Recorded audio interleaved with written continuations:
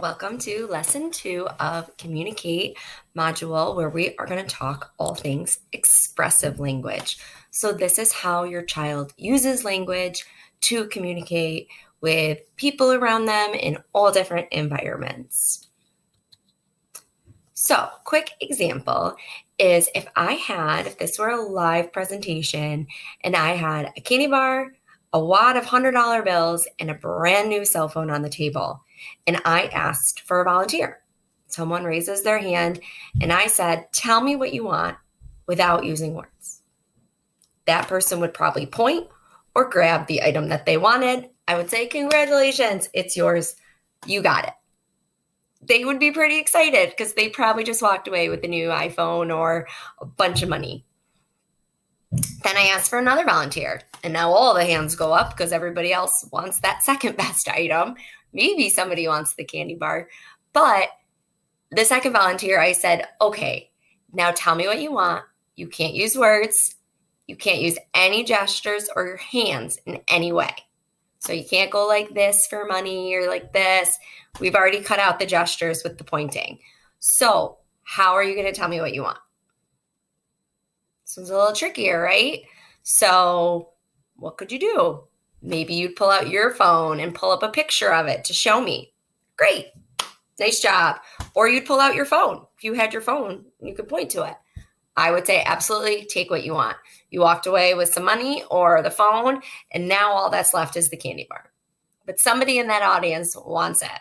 So I asked for a third volunteer, and they come up and I say, no gestures, no words, no pointing, no pictures. How are you going to tell me what you want? That one's really hard. So imagine that you really want something. You see it, you know it, and you can't tell and communicate with someone that you want something. That might be what's happening to your child in various environments.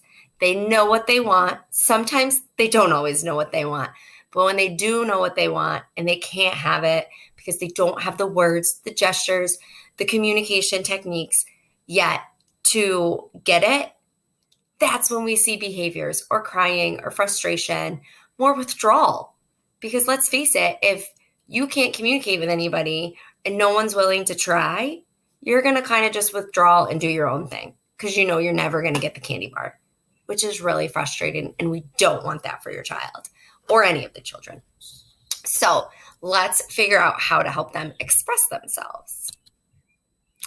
Before we go into all the different types, there is something we got to talk about with the brain. So I'm not going to go too neuroscience-y on you because I am not a neuroscientist, but basically there are two areas of the brain responsible for language. Wernicke's area is more responsible for understanding language. So if a person has an impairment in this area, usually it's called Wernicke's aphasia, and this might be someone who just speaks complete nonsense, but speaks normally like you or I can, but it might not make sense. So it's more responsible for the understanding of language. Broca's area is more responsible for the motor speech aspect of language. So if you have an impairment in this area, this is where we see more of the apraxia diagnoses. And it's the motor speech. The muscles are not coordinating with the mouth and the brain to speak in a coherent manner. So if we have an impairment here, the person may understand language and act like they're saying something, but it comes out all wrong. And then therefore the listener can't understand it. So two main areas. But then you also have to think, we use the visual cortex, which is in the back of the brain, to see things, to talk about. We have in the frontal lobe your executive functioning, your higher level language skills. Then we also have auditory centers in the brain that we need to hear to get to Wernicke's, to get to Broca's, to get the message out. Why I talk about this is because it's such a complicated process. I have many children who are nonverbal or non-speaking, if you prefer that term, and parents always say, "Why aren't they talking, Maggie? What is wrong?" I don't always know. So without having an MRI or having a doctor that is way smarter than me image the brain and we can see the exact differences? I can't answer that question. I can tell you it's extremely complicated. So if there's a breakdown in an area of the system that's going on in your brain, we're going to have some more difficulties. So we want to be able to support and develop. We know the brain is extremely able to make new synapses, and especially in the early years, it's constantly learning and constantly adapting. If all of a sudden today I decided I wanted to learn Spanish again, I have a little bit of Spanish knowledge from high school and college, but I haven't used it. So I would have to start speaking it, learning it, understanding it, and I would eventually be able to be a fluent Spanish speaker, but it would take time. So your child, if they are not speaking yet or are nonverbal and you really want that, it is possible. However, there are coexisting conditions that may make it not possible. So even more reason to support your child's learning with the visuals and everything I'm going to talk about next. Coexisting conditions, a lot of my students have seizures, which we know send rapid impulses to the brain and may really be impacting that system. That is not something I can stop, you can stop. Seizure disorders are extremely complicated and extremely hard. I would recommend, if your child is exhibiting symptoms, that you talk with a doctor and get more information about how to help your child with those coexisting conditions. A lot of kids, it's not cut and dry. Oh, your child has autism. That's it. There's other stuff going on. So we really need to treat the whole child and the whole, get a whole community involved in that process. If your child strictly has been diagnosed with autism and it is a brain difference, then we can work with that. We can figure out how to help and support them to have more effective expressive communication. The goal for most people is always speaking. But if that isn't possible, there are workarounds that we can still make that child very successful, able to communicate, get wants and needs met, and be successful in a school environment, have a job, have a family, all the things everybody wants for their child. But we have to understand that it's going to take a time. So, what do we start with? I want you to think of a baby, and how does a baby communicate their needs? They cry. They giggle when they're happy. They smile at you. They do all these first kind of expressions is how they communicate. They know if I cry long enough, someone will come and help me. They'll change my diaper.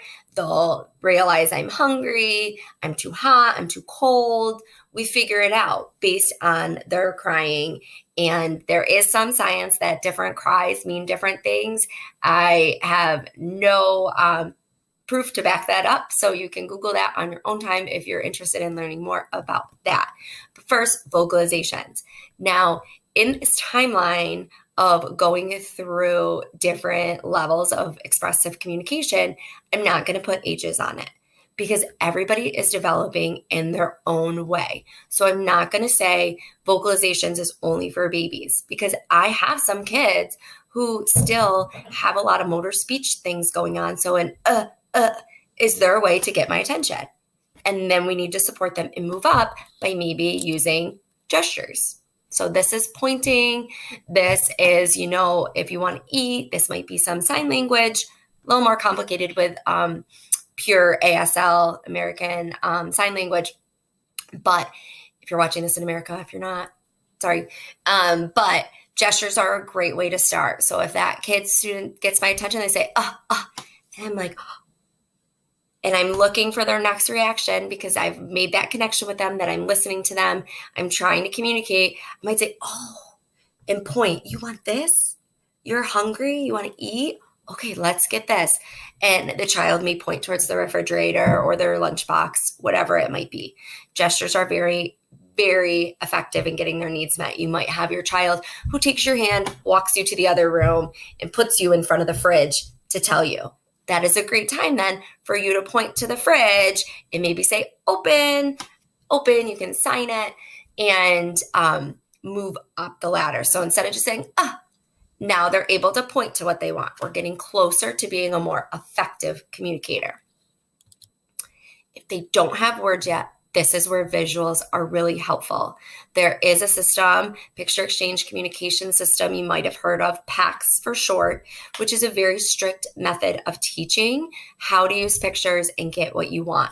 Now, I don't believe PACS can always work at home. In the school setting, I might have a TA that can help me model it and do it all the standardized procedures that come with official PACS. I think very effective. But in the home setting, it might be just using visuals. So you're going to start by modeling it. So now your kid started with the walked you to the fridge. You might show them a picture of drink. So the picture of the boy drinking. Oh, you want me to get you a drink? Pull it off and then show them that if you hand it to me, I can get it for you. So PACS is really taking a picture. Your child would have to hand it to you, and then you give them the item. Like I said, it's a lot of steps. It's a lot of back and forth, and it can be very effective. But I would recommend at home, unless you have a bunch of people surrounding you to kind of help the child get behind the child, handing it to you, and then you giving them the drink. It's kind of complicated for at home. So I would just pull off the PACS picture or the picture and show them drink and then hand them the drink. So hopefully then next time they might be able to go to their book, or if you don't have a communication book like shown here, you can print out just a picture copy. You can laminate it, put it in a file folder sleeve, so you can switch them out easily and point to it. This is something you could literally put right on a magnet on your fridge. So when the child wants something, they can get your attention by vocalizing and then go run and point to it. This is a more effective way of you having, instead of having to guess what they want, being able to figure out what they want. So this also can be sign language. This can be visual. If you say more drink, I know exactly what you want. Okay. If you say water, I think that's water. I forget right now. If you say water, then I know exactly what you want. So it's definitely, if I say eat, that tells me you're hungry, but what do you want? Because I know with my own children, if I bring them in an apple, they're like, ew, I don't want an apple. I might want them to eat the apple, but they don't want that. They were hoping for the Doritos. So really trying to break it down to be more specific each step of the way. So now your child is using these visuals. You always want to be modeling the words still. You want to just say, you're not going to say, oh, let's pour the milk into the cup and drink the milk from the cup. Too many words. You're just going to say milk or cup, drink. Use one word, start small, and then we build on from there into the words. So now if you've modeled it long enough and your kid is able to produce speech, one day they're going to say drink or cup or milk, and you're going to be like, oh, yeah. But anyway, they start with single words. So now once they're at single words, you can start modeling 1 to 2 word utterance, more milk or drink cup or drink milk. We want to be working up in a systemic way to then build to sentences. Also, spelling. If your child is unable to communicate because of a motor speech impairment or something else going on in the brain, a lot of adults have found spelling as a way. I had a student on my caseload once who could spell. He was 10 years old. He had a kind of savant, which means a really high intellectual ability, a high ability in spelling and writing. So he would just type. He had a computer and he would just type, or if he didn't have it, he would write out what he wanted. And that was an effective way of using language. It was a little cumbersome at first, but eventually he was able to get something that was more high tech for him, and it really works. Spelling is a good way. Don't underestimate your kids. Try everything. Then there is a whole new process called, not new, shouldn't go back. It's been around for a while, but it's really a known theory now, thanks to Alexandria Zakos. I didn't want to butcher her name, so I did write it down. She's a genius. She took Marge Blanc's work and has really made it a forefront in people's minds of the scripting. We heard you might have a child who can remember strings of language but can't say one word. So now we know that your child would be called a Gestalt language processor. They are not learning analytic language, how you and I might have learned language, or how I just described to you, the kind of moving up process. They learn whole scripts. They learn whole words. So to infinity and beyond, that to them means they're excited because they remember it from Toy Story. It has meaning to them. And then they might be in Target and randomly say to infinity and beyond. And you're like, what? Are they playing Toy Story in their head? What's going on? When they might be trying to tell you they're excited, because that to them means something. So these are strings of language. They're rich in intonation. They are rich in meaning. But you really need to be a detective to figure out what it is they mean and then break down language from there, from them. Alex has an amazing site, which you'll get all the sites and the references, called Meaningful Speech. And she is a guru. She knows everything about this. So if you think your child is talking in gestalts or is showing the scripting signs, I would highly recommend looking up, Google Alexandria Zakos, Meaningful Speech. She has so much information out there that can really support you in a more individualized way. So that's my plug for that. I have no relation to her, so I'm not getting in money or anything for saying she's great. I just really think she is. All right, so then we move on to AAC, or augmentative and alternative communication. So these are the devices. They start from low tech, which can be that red switch, which might just have a picture on it. And when the kid hits it, it says drink. And that's how he communicates. That starts, and then we build up to a more high-tech system. There are so many apps out there. There are so many different devices now. It's really nice. The picture of the little girl talking with her dad or a teacher, that is a communication device where you can manually touch it.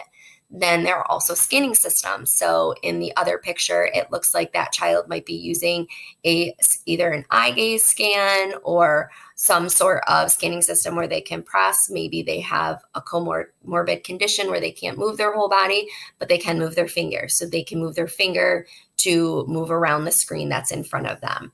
So there are so many options out there. We can get, I believe, all children communicating if we just try enough and we keep our patience up, because there's a lot of different techniques. There's a lot of different processes that you have to go through. The old way of thinking, and I say old, when I was in grad school, it was you started with PECs and you had to be proficient with PECs, and then you could move up to a more high-tech device, a communication device. However, there's new research that shows that young children really can benefit from having access to a high-tech device and more language earlier in their development. So I highly suggest you talk with your SLP. If you're on a wait list, I'm so sorry, because they might be able to write a report to insurance, and it's called a justification, which would be able for your child to get a device earlier if it would be a medical necessity. And obviously communication is a medical necessity. If your child gets hurt and can't tell anybody, that's a problem. And even the insurance world knows that, hey, we need to be able to support this. So it's very individualized. It depends on your insurance, what state you live in, but it is definitely something that a speech language pathologist, even if you have an OT, they might be able to help you with. You also need your doctor to sign off on it. So you'll need to involve them from the beginning. So if you have a child who you really think cognitively is able to understand, so in our last lesson, we talked all about understanding. If they understand a lot, and you can use that example of go get your shoes and get in the car, they can follow that really multi-step direction and they can follow language they just can't express.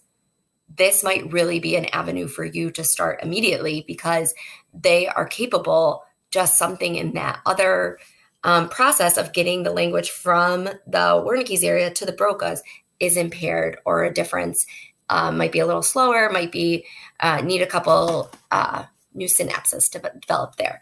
With all of this, I will say this is so important to model. So many times parents and teachers, even speech pathologists, I miss this stuff. Absolutely, I'm guilty of it. Modeling more. So if I want my student to be speaking with an AAC device, I need to be modeling that, because they might understand that I'm saying, go to the car and get your shoes. They might understand that. But if I say it on their device and show them, go to where these words are, car might be embedded in vehicles. And then you might have even broke it down into land, water, and air vehicles. So they might have to navigate a few pages before they could respond or also be able to express that direction. I'm going to say, go get in the car, but then I can also model it to show them where the words are. Do they need to say it back to me? No, they're not going to tell me to go get in the car right now.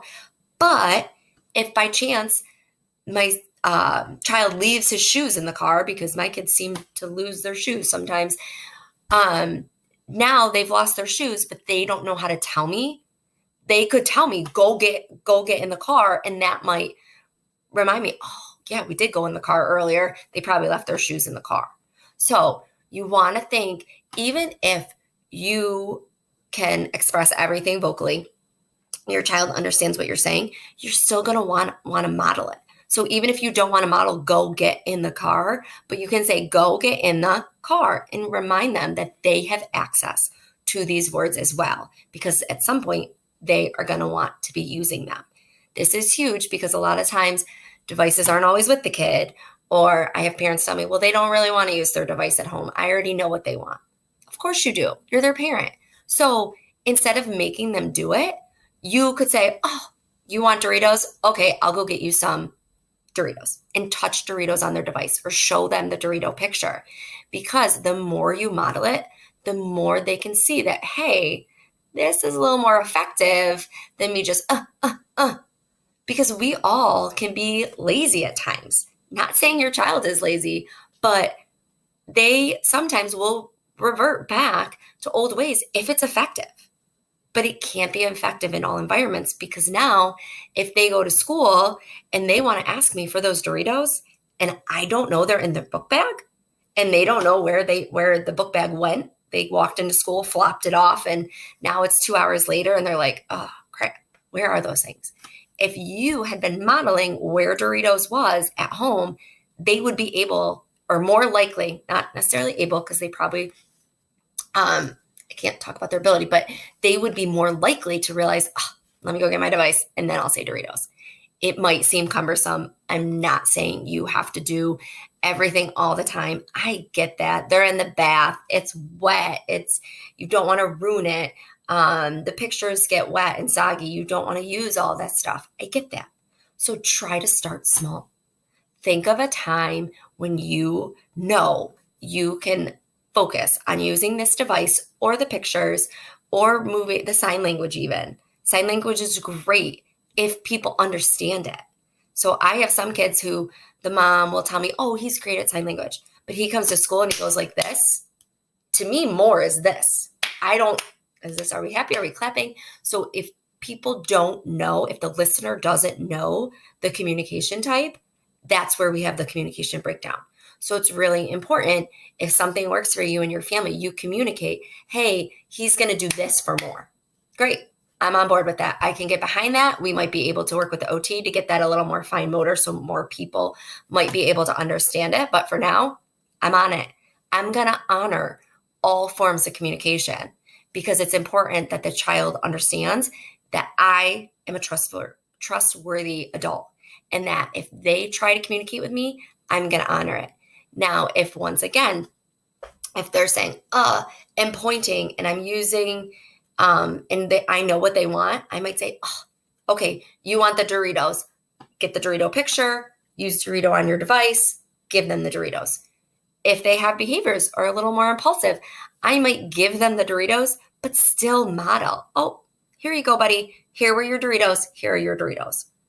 I might have to do that 100 times. And I know it's exhausting. I get it. I empathize with all of you and everything you have going on at home. And it's chaos. And now, Maggie, you're putting another thing I have to think about and I have to do on my plate. What the heck? Why am I here? Why am I doing this course? Start small. Don't overwhelm yourself. This is a hard process and it's going to take time to get used to. The device is going to be left in the other room. It's going to be left at school one day. That's okay. Don't be hard on yourself. Try and think about ways that you could incorporate this into daily routines that won't seem so hard for you. Say you like to read stories at night and your child has his couple favorite stories. You could use your device or use the device to program, take pictures, which once again, your SLP can walk you through it because it might be different for different systems.